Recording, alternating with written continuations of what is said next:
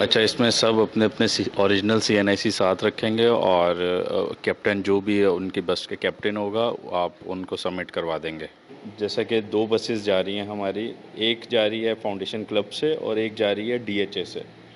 और ये दोनों बस डिफरेंट पॉइंट पे रुकेंगी, जहाँ पे हमारे डिफरेंट प्लेसेस के लड़के वहाँ से लेंगे। और हम दोनों जो कोस्टर हैं उनका एक ही टाइम है कि हमने सुबह 8 बजे का टाइम रखा है BTK से, बैरियर टाउन से। फिर ये दोनों बसेस एक साथ चलेंगी और नॉन स्टॉप ये जाएंगी। 8 बजे से हम 1 डेढ़ बजे तक हम नॉन स्टॉप जाएंगे और 1:30 बजे हम एक स्टॉप ओवर लेंगे, जिसमें आप नमाज़ पढ़ेंगे और इसमें हम लंच करेंगे। और फिर लंच करने के बाद 3 बजे हम इसको वहाँ से दोबारा रवाना करेंगे। हम पहुँचेंगे पन्नो आकिल।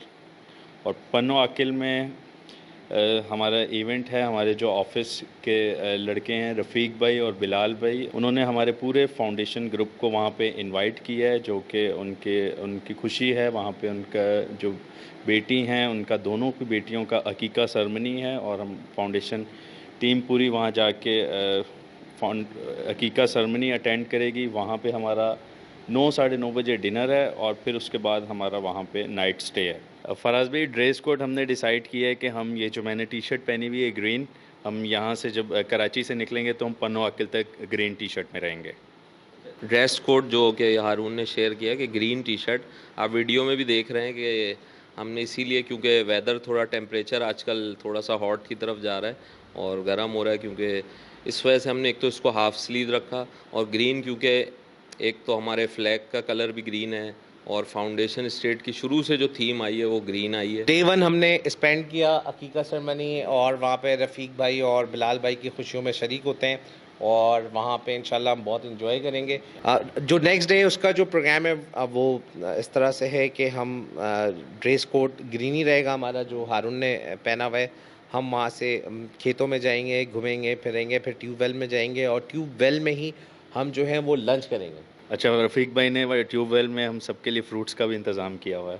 तो ज़बरदस्त होगा। ट्यूबवेल में हम एंजॉय करेंगे, फिर वहाँ से निकलेंगे, हम स्ट्रेट हाईवे पे निकलेंगे, सक्खर हाईवे पे, और वहाँ पे किसी अच्छी जगह पे खाना खाएंगे। अच्छा, थर्ड डे भी हमने जो है वो ग्रीन रखा है, उसकी वजह हम आगे आपको बताएंगे। लेकिन हम यानी थर्सडे की नाइट और फ्राइडे की मॉर्निंग तकरीबन आप समझ लें कि 3:30 बजे पन्नो आकिल से रवाना होंगे। तो हम 3:30 बजे निकलेंगे और 4:30 बजे हम चोर जमाली पहुँच जाएंगे। चोहड़ जमाली जो है वो ज़बरदस्त पेट्रोल पंप है और वहाँ पे आप लोगों ने जो है वो नाश्ता अपनी मर्ज़ी से करना है। उधर जो है हम एक साथ मिल के नाश्ता नहीं करेंगे, क्योंकि टाइमिंग अलग अलग होगी नाश्ते की सबकी। तो हमने नाश्ते का आपको प्रोविज़न दिया हुआ है कि आप जब चाहें कर सकते हैं। वहाँ पे शॉवर एरिया होगा, वहाँ पे जो है हम नमाज़ भी पढ़ेंगे सुबह की, और इंशाअल्लाह व ताला वहाँ से फिर हम निकलेंगे 5:30 बजे। हमारा जो डेस्टिनेशन है वो उकाड़ा है। हम इंशाल्लाह रात को 10 बजे राहुल लियाकत साहब के घर पे पहुंचेंगे। हम डिनर रास्ते में करेंगे और उसके बाद डिनर के बाद हम 1.5-2 घंटे की ड्राइव के बाद हम इंशाल्लाह राहुल लियाकत साहब के घर पहुंच जाएंगे। जज़ाकल्लाह, राहुल लियाकत साहब ने हम सबको इनवाइट किया है और हम लोग राहुल लियाकत साहब के घर जाएंगे। तो नेक्स्ट डे है फोर्थ डे। ड्रेस कोड क्या होगा? अच्छा, अब हम पहुंच चुके हैं डे 4 पे और राहुल लियाकत साहब के घर पे हमने रात स्टे किया था। और अब सुबह यहीं पे हम सबसे पहले अपना ड्रेस कोड चेंज करेंगे। और ग्रीन के बाद आप देख सकते हैं कि मेरे साथ कौन बैठे हुए हैं। फराज भाई बैठे हुए हैं और उनकी टी शर्ट का कलर भी आप देख सकते हैं। तो फिर हम ये टी शर्ट हम चेंज करेंगे उस दिन। क्योंकि हम राव साहब के घर पे होंगे तो राव साहब ने आज के दिन को प्लान करना है, तो हम राव साहब के साथ होंगे। और इंशाल्लाह रात को जिस तरह से हम पन्नो आकिल से निकले थे उसी तरह से हम उकाड़ा से निकलेंगे और टेंटिवली वही 3 बजे का टाइम होगा, यानी सैटरडे की नाइट और संडे की मॉर्निंग होगी। और इंशाल्लाह व ताला हम जो है सुबह 3 बजे जो है अर्ली जो है वो हम निकलेंगे, मिडनाइट निकलेंगे 3 AM। और उसके बाद इसी तरह से हमारे हर 2 घंटे के बाद जो है वो स्टॉप ओवर है और इंशाल्लाह हम बालाकोट जो पहुंच जाएंगे 9 और 10 के दरमियान रात को बालाकोट पहुंचेंगे। अच्छा, जैसा कि फराज भाई ने बताया, हम उकाड़ा में होंगे और रात को 3 बजे निकल रहे हैं। तो 3 बजे निकलने की एक वजह है ना, रात को मिडनाइट में 9 से 10 बजे के दरमियान हम फ्री हो जाएंगे, बिल्कुल फ्री। थोड़ा सा हम फिर पावर नैप लेंगे। और जो लोग, मैं समझता हूँ जिनके लिए रात के 10-11 बजे के बाद नींद बहुत ज़रूरी है, उनको हम 2-3 घंटे देंगे पावर नैप के लिए। ताकि वो उसमें रिलैक्स कर जाएं। और इंशाल्लाह हम पावर नैप के बाद 2:30 बजे उनको मतलब बोलेंगे कि बस आप रेडी हो जाएं, हम 3 बजे इंशाल्लाह निकल रहे हैं। तो ये पावर नैप भी बहुत ज़रूरी है सफ़र के दरमियान। तो बालाकोट हमारी कोशिश यही है, और हम रात को मिडनाइट में 3 बजे इसीलिए निकल रहे हैं कि हम डे लाइट में बालाकोट पहुंच जाएं, क्योंकि बालाकोट का जो आखिर का जो थोड़ा सा रास्ता है वो पहाड़ी रास्ता है, और थोड़ा सा आप ये कह लें कि उसमें 1-1.5 घंटे की जो ड्राइव है थोड़ी सी क्रूशल है, जिसमें आप पहाड़ के इर्द गिर्द घूम के बालाकोट पहुंचते हैं। तो मैं समझता हूँ हमारी कोशिश यही है, और इंशाल्लाह हम अचीव भी करेंगे, क्योंकि हम सारी चीज़ें प्लान करके चल रहे हैं। तो हम डे लाइट में बालाकोट जब पहुँचेंगे तो दरिया के किनारे हमने एक ज़बरदस्त व्यू वाला होटल हायर किया हुआ है, और हम उम्मीद करते हैं कि वो हमारी एक्सपेक्टेशन से ज़्यादा अच्छा हो। और उसकी ब्यूटी भी यही है कि एक तो वो दरिया के किनारे, और हमें वहाँ पे पानी भी इंजॉय करने को मिलेगा, जो दरिया वहाँ चल रहा है बालाकोट में। नॉर्मल वेदर होगा, आई थिंक मेरे ख्याल में कोई 24-25 डिग्री होगा या 20 डिग्री होगा। अब हम पहुंच चुके हैं डे 6 पे, और डे 6 हम बालाकोट में मॉर्निंग हमने देखी, और डिपार्चर करेंगे हम बालाकोट से तकरीबन सुबह 9:30 बजे तक, और नॉन स्टॉप हम पहुंचेंगे किवाई में। और हमने ये डिसाइड किया कि किवाई में ही हम ब्रेकफास्ट करेंगे, और ये ब्रेकफास्ट भी योरसेल्फ होगा, क्योंकि कोई सुबह में अर्ली मॉर्निंग ब्रेकफास्ट करता है, कोई दोपहर में करता है, तो ये योरसेल्फ होगा। और किवाई में पहले ब्रेकफास्ट होगा, उसके बाद हमने डिसाइड किया है कि वहाँ पे हम एंजॉय करेंगे ट्राउट फ़िश, क्योंकि किवाई की सबसे मशहूर है ट्राउट फ़िश। हम पूरी टीम ट्राउट फ़िश एंजॉय करेगी, और वहीं पे हम लंच भी करेंगे तकरीबन 2-2:15 के दरमियान। और फिर किवाई से जो हमारा डेस्टिनेशन स्टार्ट होता है वो होता है शारान की तरफ। और वैसे मैं आपको बताता चलूँ, ये हम लोग ऐसे बोलते हैं कि शारान, बेसिकली इसको वहाँ के जो रिहायशी हैं वो इसका नाम लेते हैं शणा। इसका जो रियल नेम है वो शणा है, हम लोग इसको शारान बोलते हैं। और शारान इस पहले मैं और फराज भाई हम ये माउंटेन देख के आ चुके हैं। और इस माउंटेन की खासियत ये है कि ये बिल्कुल आपका प्राइवेट माउंटेन होगा, क्योंकि आसपास जितने भी माउंटेन हैं वो सब कमर्शियल हो चुके हैं। और वहाँ पे अब मतलब अब यहाँ से जा रहे हैं तो थोड़ा इन्जॉय करने जा रहे हैं, थोड़ा रिलैक्स करने जा रहे हैं अब, और ज़हनी सुकून के लिए जा रहे हैं। तो वहाँ पे हम कमर्शियल जगह इसलिए नहीं जा रहे हैं, इसलिए हमने इस दफ़ा सोचा है कि हम अपनी पूरी टीम को शणा लेके जा रहे हैं, और वहाँ पे पूरा माउंटेन अपने पास है। और यहाँ पे इसकी खासियत ये है कि वहाँ पे एक जंगल वैली है, उसमें डिफरेंट तरह के मतलब वहाँ पे उनके हिसाब से वहाँ पे बाज़ार भी लगता है, हम वो बाज़ार देखेंगे। वहाँ पूरा जंगल उसका वो करेंगे, और जंगल जो है शणा से 2-2.5 घंटे की हाइकिंग पे है। तो ये हमने पहले ही अपने लड़कों को बता दिया कि सामान उतना ही लेके जाना जितना उठा सकते हैं, क्योंकि 2-2.5 घंटे आपने और पहाड़ पे पैदल चलना है।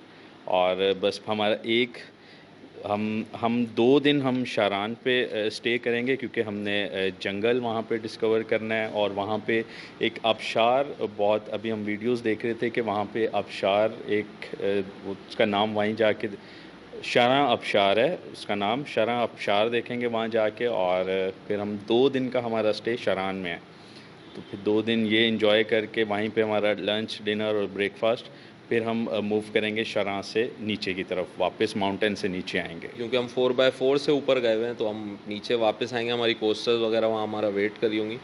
हम उस पर इंशाल्लाह टूवर्ड्स जो रास्ता आगे जा रहा है कागान के लिए, ये केवाई से, कोशिश हमारी यही है, क्योंकि अभी तक की जो न्यूज़ आ रही है आज तक की, कि नारायण जो है एक बहुत बड़े ग्लेशियर की वजह से उसका रास्ता ब्लॉक हुआ हुआ है, और वो ईद से पहले से तकरीबन ये रास्ता ब्लॉक है।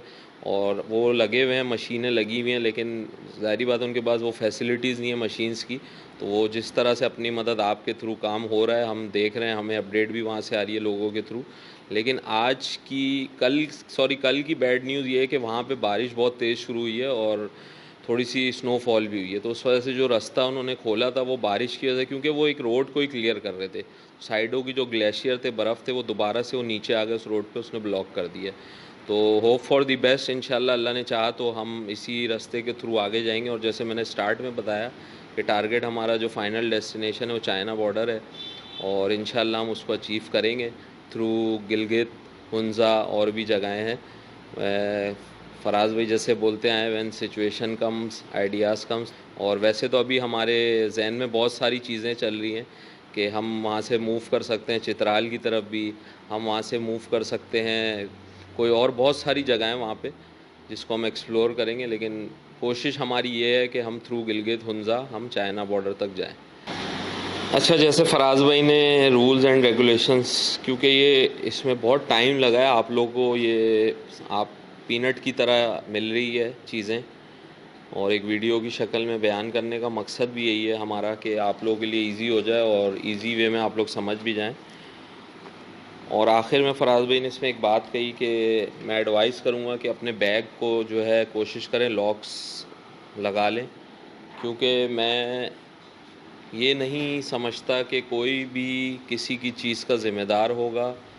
कोस्टर में भी कोई चीज़ कोई रख के जा रहा है, क्योंकि हम रेस्टोरेंट्स वगैरह पे भी खाने के लिए उतरेंगे गाड़ी से कोस्टर से, तो मैं समझता हूँ कि अपने सामान की ख़ुद हिफाजत करें। आसान लफ्ज़ों में यही होता है और हर जगह आपने देखा भी होगा मेंशन होता है कि अपने सामान की ख़ुद हिफाजत करें, कंपनी या दूसरे लोग इसके ज़िम्मेदार नहीं होंगे।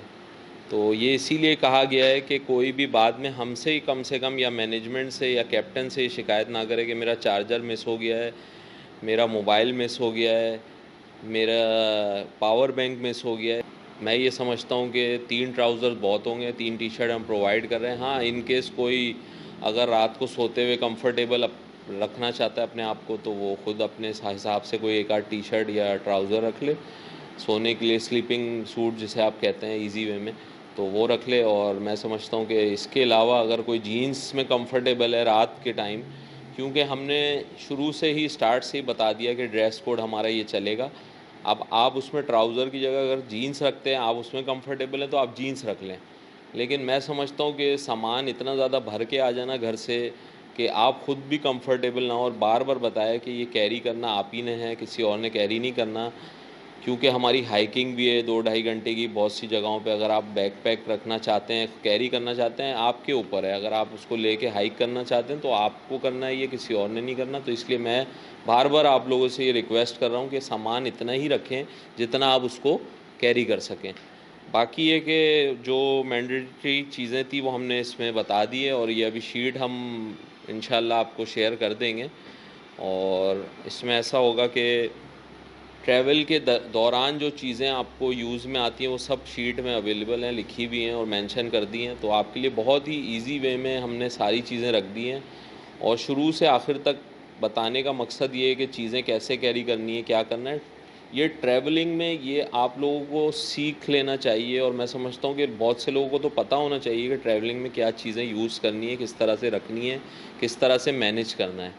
तो 10-12 दिन की ट्रैवलिंग है, क्योंकि फराज भाई ने बताया कि हम ज़्यादातर टाइम कोस्टर में ही गुजार रहे हैं, और इसके अलावा अगर हम टाइम गुजार रहे हैं तो मेरे ख़्याल में थोड़ा टाइम ज़्यादा अगर कर लें तो हम पावर नैप लेंगे, नींद लेंगे अपनी, और खाना पीना करेंगे।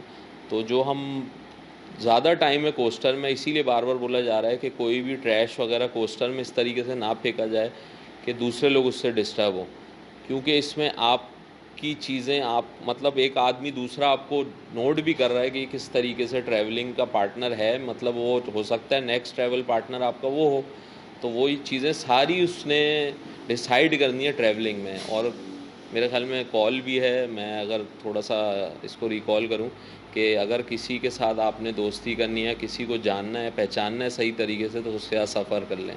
तो हम ये ट्रैवलिंग पे इसीलिए जा रहे हैं कि हम एक दूसरे को सही से पहचानें, हम एक दूसरे के साथ क्योंकि बिज़नेस करते हैं, हमारा एक दूसरे को जानना बहुत ही ज़रूरी है। और बहुत से लड़के नए हैं हमारे साथ, बहुत से पुराने हैं, लेकिन मैं समझता हूँ जो नए हैं उनके लिए एक लेसन है ये एक पिकनिक, और इंशाल्लाह वो आगे अपनी लाइफ में इस लेसन को आगे अगर लेके चलेंगे, कंटिन्यू करेंगे अपनी लाइफ के साथ, तो इंशाल्लाह बहुत ही कामयाब होंगे। मैं आपको फिर कह रहा हूँ, जिन लोगों ने हमारे साथ ट्रैवलिंग की है, पहले पिकनिक एंजॉय की है, इवेंट्स किए हैं, उनको पता है हमारा।